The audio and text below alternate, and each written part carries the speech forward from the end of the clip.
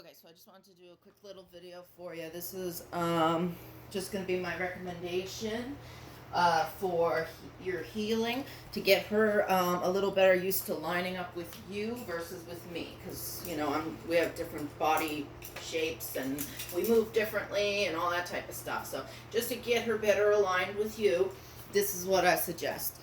So the first few times, I just to make sure how far I got to go back here to get into the camera. Sydney. Bailey, you would like to play instead? All right, Bailey would like to play instead. Sydney says no. All right, so the first few times you do this, okay, don't bother touching the pager when you bring her in. Wait until you're using the leash to tap that pager. With the luring, with the food, let's just get her and you stepping together, and then when you transition to using the leash to guide, the same way that you are luring with the hand with the food, but instead using the leash with a tap on the pager when you say, Nyla, heel, tap, guide in, reward here. So this is what it looks like when you lure it. Bailey.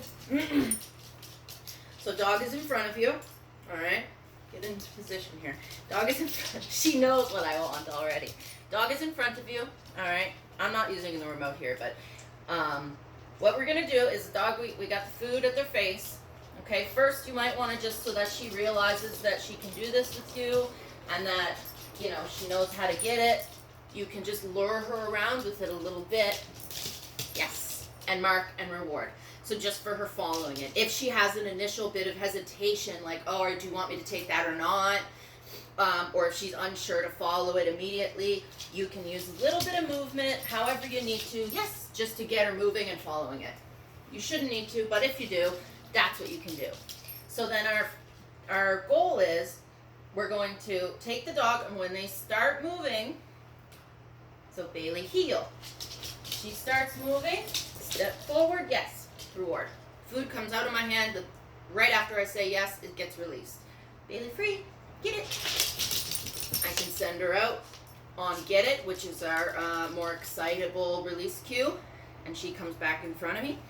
And then I can do the exact same thing. Food in front, heel, step back, step forward. Yes, let go food. Good girl. Bailey, get it. I'll do it with Sydney too because she's bigger, or Nyla's size, so that you can see what that looks like. Sydney, good girl.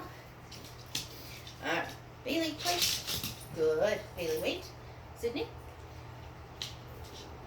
Back. Yes, forward. Just like that. Good girl. Yeah. Yes, thank you. And you'll start to get that automatic stop and sit with you as well.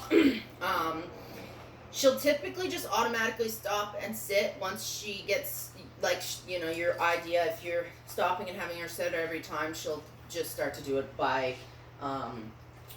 default. Same with with the doors and the wait. The cue to wait will begin to become over time just your hand on the door that's closed. So Sydney, get it.